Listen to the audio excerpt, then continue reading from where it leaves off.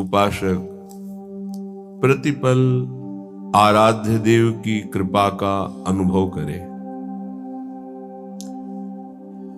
ये माया का ऐसा आकर्षण है, प्रभु से मिलने के लिए मुझे मनुष्य शरीर मिला है, इसे भुला देना इसका कार्य है। व्यर्थ में समय को नष्ट करवाना माया का कार्य है और अव्यर्थ कालत्वम ये भक्ति का स्वरूप है। समय को सार्थक भक्ति करती है और समय को निरर्थक माया करती है। माया में फंसा हुआ जीव निरर्थक कार्यों को करते हुए पूर्ण जीवन बर्बाद कर देता है और भक्ति का कृपा पात्र प्रत्येक क्रिया, प्रत्येक समय, प्रत्येक वस्तु सद में अर्पित करके वो सद स्वरूप हो जाता है। माया असत है, जड़ है, भ्रमात्मक है, दुखमय है। भक्ति सद है, महासुख प्रदान करने वाली है और प्रकाश स्वरूप है, इसलिए इसमें भ्रम हो ही नहीं सकता है। इससे भ्रम का नाश होता है। जो भक्त हैं, जो उपासक हैं, उनके लिए ये बात है। संसारी पुरुष तो प्रभु को कुछ मानते ही नहीं, कुछ मानते हैं तो केवल एक अपने सुख को पाने के लिए उनको साधन मात्र समझते हैं, साध्य प्रभु को नहीं समझते। हे प्रभु मेरा ऐसा कार्य हो जाए, तो प्रभु हुए साधन और सांसारिक कार्य हुआ साध्य, कोई खास बात नहीं हुई। यहां भगवत प्राप्ति की जो चर्चा है उसमें है साधन संपूर्ण विषयों को बना ले, क्रियाओं को बना ले, वृत्तियों को बना ले और साध्य प्रभु को माने। यहां से प्रारंभ होता है भगवत मार्ग। नहीं, उसे हम भगवत मार्ग नहीं कहते हैं। जो केवल सांसारिक भोगों को, सांसारिक पदों को, सांसारिक वस्तुओं को सत्य मानता है और सुन सुनाकर कहीं न कहीं प्रभु से इतनी आस्था रखता है कि हमारी सांसारिक कामनाओं की पूर्ति हो जाए, वो विषयी साधक है, उसे अभी परमार्थिक नहीं कह सकते। यद्यपि भगवान उसे उदार ही कहते हैं। जैसे पिता से कोई मांगे तो पिता दुलारवश कहता है, तुम्हें धन्यवाद, तुमने हमारी मर्यादा रखी, किसी और से न मांगकर हम ही से मांगा। इसी तरह प्रभु कहते हैं उदार है, आर्त या अर्थार्थी या जिज्ञासु। पर ज्ञानी को अपनी आत्मा कहा है। ज्ञानी अर्थात जो ये जान गया है कि संपूर्ण संसार एकमात्र सत्य परमात्मा है, प्रभु है और मेरे जीवन का लक्ष्य उसी प्रभु को प्राप्त करना है। ये भूल भुलैया के मार्गों को कहीं धर्म नहीं कहा जाता। त्यज लोक धर्मान, लोक धर्मों का त्याग करने की बात कही गई, ये भूल भुलैया है। श्री भगवान जगत गुरु हैं, वही कह रहे हैं सर्वधर्मान परित्यज्य माम एकम शरणम व्रज। मेरी एक शरण में हो जाओ। मनुष्य जीवन का लाभ शरण में हो जाना है। शरणागति का तात्पर्य है तदर्पिता अखिलाचारिता तद्विस्मरणेन परम व्याकुलते। एक एक आचरण प्रभु के अनुकूल हो और निरंतर प्रभु का स्मरण हो। स्मरण में थोड़ा भी विस्मरण बर्दाश्त न हो, यही जीवन का परम लाभ है। यही जीवन का परम लाभ। ये बड़े बड़े सिद्ध संतों की बात है। स्मरण हमारे जीवन की परम उपलब्धि है। निरंतर स्मरण ये सिद्धावस्था की तरफ पदार्पण हो रहा है। सिद्धावस्था आवागमन से मुक्त, प्रभु के नजदीक निरंतर सेवा, रूप रस, प्रेम रस, इसका रसास्वादन करते हुए अनंत काल तक महासुख में डूबना। श्रीपाद प्रबोधानंद जी महाराज कह रहे हैं, आप अपने द्वारा अपना नाश मत कीजिए। कोई किसी का नाश नहीं कर सकता, आप अपने द्वारा अपना नाश करते हैं। अगर कोई ये कहे कि किसी ने शाप दे दिया, उसका नाश हो गया, तो उस शाप में उसका कर्म ही प्रधान है, ना कि किसी का शाप। उसका कर्म प्रधान है। कहीं भी शाप दिया गया हो तो हमें ये दिखाना कि वो निर्दोष है और उसको शाप दिया गया और शाप लागू होकर उसको नाश कर दिया। कहीं भी हमें बताना खोज के इतिहास में। मुनिन का क्रोधो मुक्ति दातार। अगर संतों ने कभी किसी को दंड दिया है, शाप रूपी दंड, तो सीधे भगवत प्राप्ति हुई उसकी। जैसे नलकूबर मणिग्रीव परम पावन भागीरथी अलकनंदा में, आकाश गंगा में अपवित्र दशा में थे। परम पावन धाराजू में कभी निर्वस्त्र स्नान करने के लिए नहीं कहा गया है, निषेध है। वो निर्वस्त्र थे। दूसरी बात, देवपुत्र होकर भी मदिरा पान किए हुए थे। कुबेर जी के पुत्र हैं, धनाध्यक्ष कुबेर। धन मद इतना बढ़ा कि परम पावन गंगा जी में भी खड़े होकर मदिरा पान करके ऐसे लौकिक विलासता। तो जे भी देवर्षि नारद जी गए तो अप्सराओं ने तो वस्त्र धारण करके उन चरणों में प्रणाम करके लज्जापूर्ण स्थिति में खड़ी हो गई। लेकिन वो निर्लज्ज मदिरा पान किए हुए ऐसे, ना कोई प्रणाम मुद्रा, ना कोई। तो उन्होंने कहा, तुम इतने बड़े महापुरुष के पुत्र होकर ऐसा आचरण करते हो, जाओ मैं तुम्हें शाप देता हूं, वृक्ष योनि को प्राप्त हो जाओ। बड़ा भयंकर शाप, तो बड़ा भयंकर। कहां कुबेर पुत्र और कहां जड़ वृक्ष योनि। पर कृपालु नारद जी ने कहा, वृक्ष तो बनोगे पर नंदालय के द्वार में वृक्ष बनोगे, और भगवान सर्वलोक महेश्वर जब अवतार लेंगे तब तुम अपने स्वरूप में आ जाओगे। क्या सौभाग्य मिला! ऐसे साधनहीन को योगी दुर्लभ वांछित वरदान मिल गया। प्रभु उस नारद जी की बात सत्य करने के लिए जब मैया ने ओखली में बांधा तो ओखली घसीटते हुए वहां पहुंचे और दोनों वृक्षों के बीच में फंसा के ऐसा झटका मारा, दोनों वृक्ष गिर पड़े और उनसे दिव्य पुरुष यही नलकूबर मणिग्रीव प्रकट हुए और भगवान का दर्शन, भगवान के वचन, भगवान का स्पर्श प्राप्त किया। क्या यह शाप है? विचार करो। ये शाप नहीं है तो वरदान से भी श्रेष्ठ है। अगर कोई हमें शाप भी देता है तो हमारे कर्म का मार्जन होता है, हमारा कोई नाश नहीं कर सकता, हमारे कर्म ही हमको दंड देते हैं। इसलिए कह रहे, ना हंता ममते वृथा कुरु सखे, देहालय स्त्रियादिके छित्वा दुर्जर श्रृंखलम गुरुगिरा, ते मोह मात्रोदितम बृंदारण्यमुपेत्य शीघ्रमखिला, नंदैक साम्राज्य सत कंदम कंद फलादिवृत्तरनिशम, तन्नाथ लीलाम स्मर। ना हंता, हे भाई तुम्हें जो मानव देह मिली है इसका तुम नाश मत कर दो। ये नाश किया जाता है क्या? जो पराई माताओं बहनों की तरफ व्यभिचार वृत्ति, जो दूसरे की धन की तरफ अपहरण वृत्ति, भोगों को भोगने में सुख वृत्ति, देहाभिमान पुष्ट करने वाले पदों की लालसा, इस सब अपना एक तरह से पतन किया जाता है और इसी संसार में उन्नति मानी जाती है।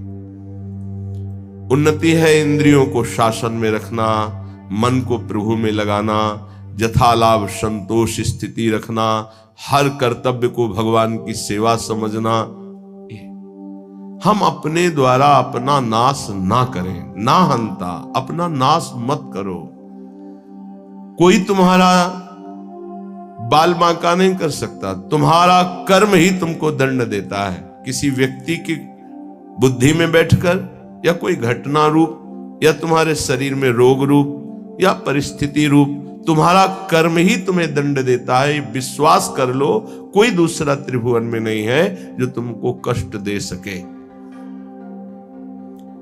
इसलिए जो तुम्हारा देह है, जो घर है, जो स्त्री पुत्र आदि हैं, वृथा में इनमें अहम और मम बुद्धि करके अपना नाश मत करो।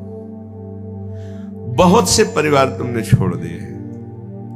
योग वाशिष्ठ में प्रसंग आता है चूड़ाला जी का, और भी बड़े महापुरुषों का आता है। वो सरस्वती की उपासना करती थी रानी। जब उसके पति युद्ध में मारे गए राजा तो बहुत विकल हुई, तो अपनी प्रिय सखी सरस्वती जी का स्मरण किया, आकाश स्थित हो गई और उसने कहा मेरा सहयोग करो, मैं इस समय बहुत व्यथित हूं, मुझे ऐसा ज्ञान प्रदान करो जिससे मैं अपने पति के वियोग को सह सकूं। मुस्कुरा दिया सरस्वती जी ने और कहा तुम मुझे अपनी सखी कहती हो, फिर दुखी हो रही हो।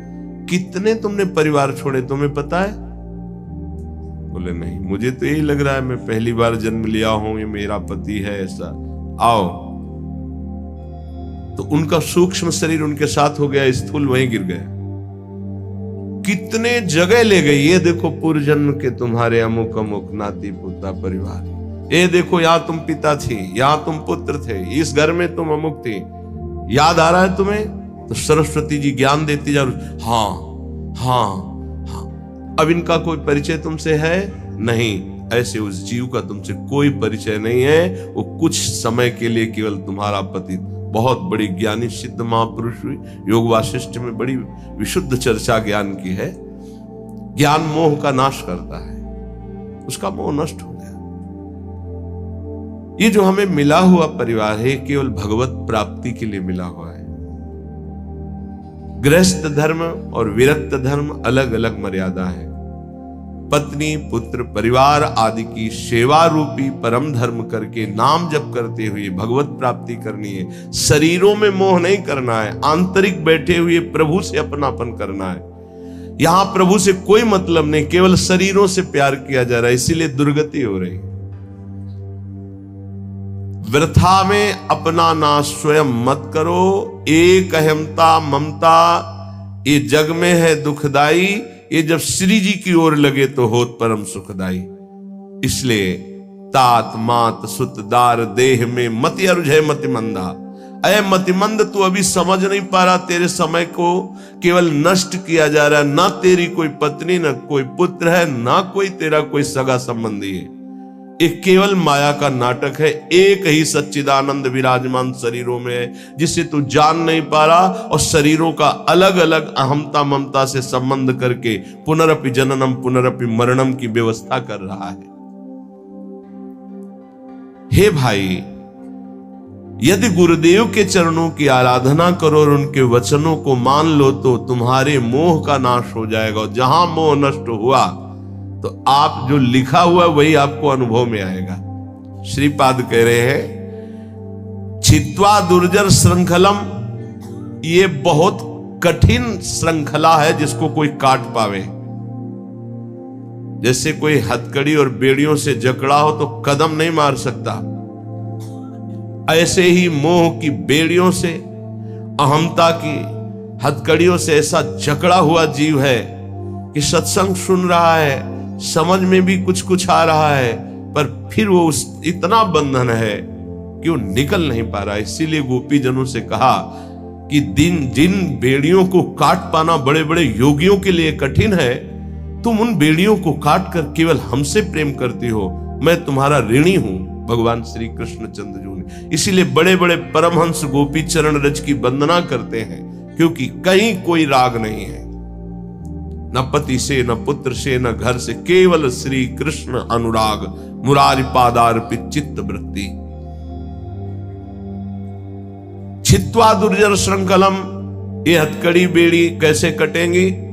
तो कह रहे हैं गुरु गिराते मोह मात्रोदितम। गिरा वाणी, गुरुदेव की वाणी के अनुसार चलने से ही मोह का नाश हो सकता है, और कोई उपाय नहीं। बंदो गुरुपद कंज कृपा सिंधु नर रूप हरि महामोह तम पुंज जासु वचन रवि कर निकर। महामोह रूपी अंधकार का नाश करने के लिए गुरुदेव के वचन सूर्य के समान हैं। मोह मात्रोदितम, केवल मोह मात्र में तुम फंसे हुए हो और इस मोह का नाश गुरुदेव के अक्षरशः वचनों के अनुसार चलने पर होता है। इन दुर्जर बेड़ियों को काट करके भगवत प्राप्ति कर लो। ना हंता, तुम अपने नाश करने वाले मत बनो। अन्य योनियों में तुम कोई भी साधना नहीं कर सकते, कुछ भी अपना कल्याण नहीं कर सकते हो। हे भाई, यदि तुम्हें मृत्यु लोक में बहुत साम्राज्य सुख मिल जाए तो भी वो केवल एक स्वप्न है। मृत्यु होने पर सब छूट जाएगा, फिर अन्य योनियों में जाना पड़ेगा। इसलिए शीघ्रातिशीघ्र वृंदावन आ जाओ, सत्संग सुनो, बिहारी जी राधा वल्लभ जी के दर्शन करो, रजरानी में बैठकर कुछ नाम जप करो और प्रार्थना करो धाम से, धामी श्यामा श्याम से कि संसार के कार्य धर्म पूर्वक करते हुए आपका सदैव नाम जपते हुए जीवन की शाम हो जाए। बस मेरी जीवन की पूर्णता हो, आपके आज्ञानुसार कर्तव्य कर्म करते हुए, नाम जप करते हुए, आपका स्मरण करते हुए प्राण छूटे। बस चाहे जहां छूटेंगे प्राण, आप भगवत प्राप्त होंगे। यदि नाम जप चल रहा है और धर्म पूर्वक आचरण है तो तुम संसार से विजयी हो जाओगे। ना कुरु मिथ्या देह गेहाद्यपेक्षाम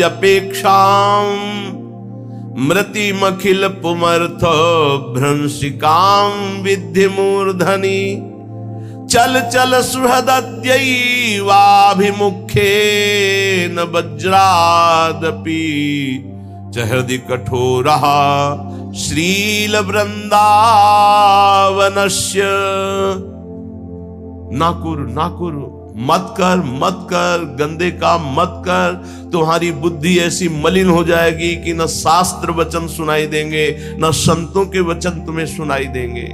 सुनते हुए भी तुम उनका उपहास करोगे, उनकी बात नहीं मानोगे, ऐसी गंदी बुद्धि हो जाएगी। सच्ची मानिए, भगवान की कितनी विशुद्ध कृपा होती है जब मानव देह मिलता है। उसमें भी परम कृपा होती जब सत्संग मिलता है। लेकिन मलिन आचरण होने के कारण हमारी इतनी गंदी बुद्धि है कि हम वहां कुछ लेने के लिए जो अवसर मिलता है, सतवचन, सतमार्ग, सद्भाव, उनको तो छोड़ते और दोष दर्शन, उपहास, निंदा आदि करके अपना सर्वनाश कर देते। ना कुरु, मत कर, ऐसा मत कर। श्रीपाद कह रहे मिथ्या देह गेहाद अपेक्षाम, इस शरीर के भोगों की अपेक्षा मत कर। ये कोई सुख नहीं है, चाहे जितना कोई भोग ले, तृप्ति आज तक नहीं हुई, वही नवीन आशा। मृतिमखिल पुमर्थ भ्रंशिकाम विद्धि मूर्धनि, ये तुम्हारे समस्त पुरुषार्थों का नाश करने वाले हैं। तुम्हारा शरीर, तुम्हारी भोग इच्छा, तुम्हारे भोग संबंध, ये सब तुम्हारा नाश करने वाले, तुम्हें समझ में नहीं आ रहा। मृत्यु तुम्हारे सिर पर खड़ी है। मृत्युमखिल पुमर्था भ्रंशिकाम विद्धि मूर्धनि, तुम्हारी बुद्धि को भ्रष्ट कर दिया इस मोह ने, संसार की सुख बुद्धि ने, और मृत्यु तुम्हारे सर पर खड़ी केवल समय का इंतजार कर रही। हे बंधो, आज ही इस बात को समझ लो। देखो, इतना विचित्र माया का जाल है। एक ऋषि है, तपस्या परायण जंगल में है। इतने कामासक्त होते हैं कि दिन में वो सहवास करना चाहते हैं, तो उन्होंने मृग और मृगी रूप धारण कर लिया तपोबल से, और सहवास कर रहे थे। महाराज पांडु ने देखा कि ये मृग है, तत्काल बाण संधान किया, मारा। एक ही बाण में दोनों बिंध गए। नजदीक गए तो दोनों ऋषि, एक ऋषि पत्नी और एक ऋषि, दोनों हाय मच गया। अरे ऐसा कैसे अपराध हो गया, ब्रह्म ऋषि का वध कैसे हो गया? तो उन्होंने बताया कि दिन में पशुतापूर्ण जो व्यवहार है मैं ऋषि होकर नहीं कर सकता था, पर मैं कामांध हो गया, इसलिए पशु रूप धारण किया, मृग रूप। और तुमने बिना विचारे, तो उनका राजाओं का कार्य है मृग का वध करना। जो ऐसे मृग हैं जिनसे हमारे सेवा में जो जन हैं, जो प्रजा हैं, उनको रोग होने की संभावना हो तो हम शिकार उन्हीं का खेलते हैं, इसलिए मैंने मारा। तुम्हें कोई ऋषि मान के थोड़ी मारा है। तो उन्होंने कहा मुझे तो मेरे कर्म का फल मिल गया। इससे प्रतीत होता है कि विकार कितने प्रबल हैं। इतना बड़ा महात्मा जो अपने आप को एक क्षण में मृग के रूप में परिणित कर सकता है, वो अपने काम को नहीं रोक पाया और वो सहवास सुख में मगन है कि मृत्यु ने मार दिया। यहां कह रहे हैं मृत्यु मखिल पुमर्थ भ्रंशिकाम विद्य मूर्ति, तेरी बुद्धि को भोगों ने भ्रष्ट कर दिया है, पर तुझे ये पता नहीं कि मृत्यु तेरे सिर पर खड़ी है। हम बड़े आनंद में मगन हो रहे किन्हीं भोगों में, किन्हीं विलासिता में, और मृत्यु एक एक सेकंड गिन रही है। ये सेकंड गया, ये सेकंड गया, ये से, और ऐसा प्रहार करेगी फिर तुम्हारे पास कुछ भी बनाने के लिए समय नहीं रहेगा। मन पछते ही है और शर्मिते। इसलिए कह रहे चल चल सुहृद दैवाभिमुखेन वज्रादपि च हृदि कठोरः श्रील वृंदावनस्य। कठोर कर ले अपने हृदय को वज्र के समान, किसी के भी मोह भरे आंसुओं में मत फंस, और सत्संग सुन और चल चल भगवत मार्ग में चल। गृहस्थ धर्म में रहते हुए, परिवार का पोषण करते हुए, नाम जप करते हुए, भगवत कथा गायन, भगवत कथा श्रवण, भगवत नाम कीर्तन, ये है चल चल चल। भगवत मार्ग में चल, गंदे मार्ग में ना करो। ऐसा कार्य मत कर, ऐसा मत कर कि तू अपना नाश कर ले। देखो महापुरुष जन करुणा करके कह रहे हैं, वो तो भगवत प्राप्त है, उनको क्या फर्क पड़ता है, तुम माया में लगो या प्रभु में लगो। पर एक विशेष संतों के हृदय में प्रियता होती है, वही प्रियता डांटती है, मत कर, ऐसा मत कर, कठोर हृदय बन, इनके आंसुओं पे मत आ, सतमार्ग पे चल। चलो तुम ऐसे परिवार में हो जहां कलह हो सकती, तिलक मत लगाओ, मत कंठी बांधो, मत ठाकुर सेवा विराजमान करो, पर अंदर अंदर रो रो कर पुकार सकते हो, राधा राधा। अंदर ही अंदर कोई जाने ना, भगवत प्राप्ति हो जाएगी। बात मान लो, भगवत प्राप्ति के लिए हम अपने जीवन को अन्य कोई आश्रय, अन्य कोई संबंधों में नहीं खोने वाले। भगवत प्राप्ति के लिए हमारा जीवन है। अब हम भगवत प्राप्ति करके रहेंगे। अगर हमारे ऊपर ऐसा शासन है कि हम बाहरी भागवतिक रूप नहीं धारण कर सकते तो ना धारण करो। झगड़ा कलह नहीं करना, पर राधा राधा करने में कौन जान पाएगा? चुपचाप अंदर ही अंदर राधा राधा। रावण कभी नहीं जान पाया कि विभीषण इतने महान भागवत हैं। जानने की भी कोशिश की तो भी नहीं जान पाया। ऐसी चतुरता से भजन किया और पूरे भवन में लिखा हुआ था राम राम राम, राम नाम अंकित गृह शोभा। हनुमान जी महाराज ने यही देखकर अंदर प्रवेश किया कि लंका निश्चर निकर निवासा, यहां कहां सज्जन कर वासा, यहां साधु कैसे हो सकता है? क्योंकि साधु के ही मकान में भगवान नाम अंकित होते हैं, यहां साधु कैसे हो सकता है? राम राम। सूचना रावण के पास पहुंची थी कि राम राम लिखे हुए हैं, ये क्या है? आपका भाई है, महामंत्री पद में भी है, लेकिन आपका विरोधी है। गया मंदोदरी कहे ये कैसे? उनका प्रभु हम ये किसी और का नाम नहीं लिखे, आप और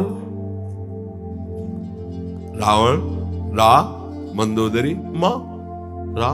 बड़ा प्रसन्न हुआ, हे सब गलत कहते, मेरा भ्राता मुझे बहुत प्रेम। भक्त कभी झगड़ा नहीं करता है। लात मारा तो भी झगड़ा किया क्या? तुम पितु सरिस भले ही मुझे मारा, राम भजे हित ना। अब खुल के बात होने लगी। पहले आग को बढ़ाओ, अंदर भक्ति की आग को, और जब इस कोटि की आग, फिर सब भस्म हो जाएगा, कोई तुम्हें छू नहीं सकेगा। 5 वर्ष के प्रहलाद जी का त्रिभुवनपति महाबलशाली हिरण्यकश्यप तनिक भी बाल बांका नहीं कर पाए, वही भगवान हमारे भी है। प्रहलाद जी के ही केवल नहीं, हमारे भी हरि है। इसलिए अपने भाव को छुपाकर पहले चिंगारी को ज्यादा प्रकाशित करोगे तो एक बूंद पानी में बुझ जाएगी, लेकिन जब ज्वाला हो जाएगी, तो एक आग होती है जो समुद्र में भी पैदा हो जाती है, बड़वानल। आप देखो, हमने देखा है कि जल से भी आग निकल रही है, ऐसे वो जैसे ज्वालामुखी ना, तो जल से भी हमने देखा कि ऐसे लाल एकदम आग की लपटें निकल रही हैं। बड़ा विचित्र भगवान का खेल। जल भी नहीं बुझा सकते, जल में ही तो बड़वानल पैदा होता है, समुद्र में ही। ऐसे ही तुम्हारे हृदय में जब भक्ति का बड़वानल आ जाएगा तो पूरा संसार खिलाफ हो जाए तो भी कुछ नहीं बिगड़ने वाला। इसलिए अपनी भक्ति को जो चिंगारी हुई है उसे छुपाओ और बढ़ने दो, उसे बढ़ने दो। बाहरी कुछ ऐसा मत करो, यदि विरोध हो रहा है अंदर ही अंदर इतना बढ़ा लो कि फिर ताल ठोक के मैदान पे आ जाओ। काम क्रोध लोभ मोह मद कोई भी परास्त नहीं कर सकता। फिर हरि हर समय तुम्हारे नेत्रों में बसे रहेंगे, पर हमें जीवन खोना नहीं है। श्रीपाद कह रहे हैं, हृदय कठोर हृदय बना लो। तुम्हें कोई गाली दे, अपमान करे, तिरस्कार करे, बिल्कुल अंदर हलचल मत पैदा होने दो। राधा राधा राधा राधा निकल जाओगे। अद्यैव मूर्ख चल सर्वमिदं विहाय, वृंदावनाय सकलार्थ सुरद्रुमाय, श्री राधिका सुरतनाथ विशुद्ध भाव, शत्राय मैव कुरुकृत्य समाप्त्यपेक्षां। भाई ये सब तुम्हें अंत में छोड़ देंगे, तुम सबको छोड़ दोगे। ये बार बार इसीलिए समझा रहे, यही फंसे हैं, यही वो गांठ है जिससे हम निकल नहीं पा रहे। सुत बनिता दिजान स्वारथ रत, ना करुणे सभी ते, अंत ही तो ही तजेंगे पामर, तू न तजे अब ही ते, मन पछतई है अवसर बीते। आज तो राधा राधा बोलने लायक हो, ऐसे ऐसे रोग हैं, ऐसी समस्याएं हैं, ऐसी प्रतिकूलता है कि बोलने का अवसर नहीं मिलेगा। ध्यान रखना, पछताना ही हाथ लगेगा। आज शरीर स्वस्थ है, बुद्धि काम कर रही, भगवान की कृपा से वृंदावन में बैठ के सत्संग सुन रहे हो, जैसे बने वैसे मनोरंजन को मारो। मनोरंजन से ही बड़े भयानक भयानक पाप हो रहे हैं। केवल मनोरंजन से हिंसा हो रही, मनोरंजन से व्यभिचार हो रहा है, मनोरंजन से ही बड़े बड़े महापाप हो रहे हैं। मारो इस मन की वृत्ति को जो पापात्मक भाव में हमें लगाए हुए, जो हमें पापात्मा बना रही है, जो हमें भगवत प्राप्ति से विमुख मार्ग में आगे बढ़ाते चली जा रही है। श्रीपाद कह रहे, अद्यैव मूर्ख चल सर्वमिदं विहाय। इसी क्षण से, अय मूर्ख, जिधर तू जा रहा है बहुत ही खतरनाक मार्ग है, भोगना पड़ेगा। ऐसी ऐसी परिस्थितियां जीवों की जब देखते हैं ना, तो लगता है कितना कष्ट पा रहे हैं जीव, कितना कष्ट पा रहे हैं। आप लोग प्रमाद में हैं, इसलिए आपको नहीं, यहां किसी भी कष्ट को देखा जाता है तो तत्काल उसमें तन्मयता की जाती है, तो पूरा कष्ट अनुभव होता है। अरे कितना भयानक पीड़ा इस जीव को हो रही है, कोई उपाय नहीं, केवल मृत्यु ही मृत्यु। वो सड़ रहा है, कोई औषधि का। जंगलों में ऐसे कितने जीव हैं जिनके विचित्र कष्ट जागृत हो गए, कोई औषधि नहीं, कोई खान पान की व्यवस्था नहीं। अब वो जब तक मरेगा नहीं, वो उठ के नहीं चल सकता, कीड़े खा रहे, पड़ा है जिंदा पड़ा है, सड़ रहा है। कौन है ये? हम ही है। हमारे कर्म बिगड़ गए तो ऐसे जीव बन गए, ऐसे ऐसे हो गए। अद्यैव मूर्ख, ए मूर्ख, अभी कदम वापस लौट, जिधर जा रहा है बहुत खतरा है, नहीं समझ में आ रहा। बहुत विचित्र गति माया की है। देख रहा है कि इसने गलत किया और ये दुर्गति को प्राप्त हो रहा है, देख रहा है, यही देख रहा है, अमुक की ऐसा ऐसा सर्वनाश हो गया, तो वही कर्म तुम भी कर रहे हो, तो क्या तुम्हारे लिए दूसरे भगवान है क्या? तुम्हारे लिए दूसरा न्यायाधीश है क्या? तुम्हारे लिए दूसरा विधान लगेगा क्या? वही लगेगा। इसलिए ना हंत, अपना नाश मत कर। अद्यैव मूर्ख चल सर्वमिदं विहाय। ये जिधर तू जा रहा उधर से कदम वापस कर भगवान की तरफ, प्रभु की तरफ कदम। जे ही प्रभु की तरफ कदम मोड़ोगे, बस इन दो बातों से बच जाओ तो मार्ग बिल्कुल दृढ़। पहला, भय या प्रलोभन, तुम्हें रोका जाएगा या भारी सुख सुविधा देके या भारी दुख दुविधा देके। अगर कदम नहीं रुके तो फिर दूसरा एक आंतरिक घबराहट पैदा होती है बेमतलब की। ये केवल साधु समागम से मिटती है, नहीं अच्छे अच्छे इसी घबराहट से वापस हो जाते हैं। इस मार्ग में चलना संतों के वचन से प्रारंभ होता है, संतों के वचन से ही मध्य और संतों के वचनों से ही पूर्णता होती है। अन्यथा ये मार्ग बहुत ही एकांतिक और गुप्त है। यद्यपि ये निर्भय मार्ग है, पर आसपास इतना भयावह है कि निर्भय मार्ग में कदम नहीं रख सकते, क्योंकि आसपास दृष्टि। इस मार्ग में चलने वाला आसपास नहीं देखता, नीचे देखता है तो निर्भय चला जाता है, और आसपास देखेगा तो इतना भय है कि आगे कदम नहीं बढ़ा सकता। कह रहे सकलार्थ सुरद्रुमाए, समस्त चाहों को पूर्ण करने वाला कल्पतरु है श्रीधाम वृंदावन। श्री राधिका सुरतनाथ विशुद्ध भाव, श्री प्रिया प्रीतम का विशुद्ध प्रेम रस प्रदान करने में समर्थ है वृंदावन। एक बार ही आ जाओ, यहां की रज में लौट जाओ, यहां एक बार परिक्रमा कर जाओ, एक बार सत्संग सुन जाओ, तो तुम्हारे जीवन के रजिस्टर में एक ऐसी वस्तु जमा हो गई जो तुम्हें नरक नहीं ले जाने देगी, तुम्हारी दुर्गति नहीं होगी। मान लो, अद्यैव मूर्ख चल सर्वमिदं विहाय वृंदावनाय, सकलार्थ सुरद्रुमाय, श्री राधिका सुरथनाथ विशुद्ध भाव, सत्रायुमैव कुरु कृत्य समाप्त अपेक्षाम। किसी अन्य की अपेक्षा मत रखो। प्रभु और प्रभु के जन दो ही हैं ऐसे जो आपका परम हित कर सके। नहीं, स्वार्थ लाग करे सब प्रीति, सुर नर मुनि सबकी यह रीति। स्वार्थ रहित जग जुग उपकारी, तुम तुम्हार सेवक असुरारी। भगवान और भगवान का प्रेमी भक्त, ये दो ही ऐसे जो स्वार्थ रहित जगत का मंगल करते हैं, नहीं तो सब स्वार्थ वशात ही प्रेम करते हैं। तो कह रहे हैं कृत्य समाप्त अपेक्षाम, किसी और की अपेक्षा खत्म करो। भजिबे को दो ही भले, कह हरि कह हरिदास, या तो प्रभु और या प्रभु के प्रेमी जन।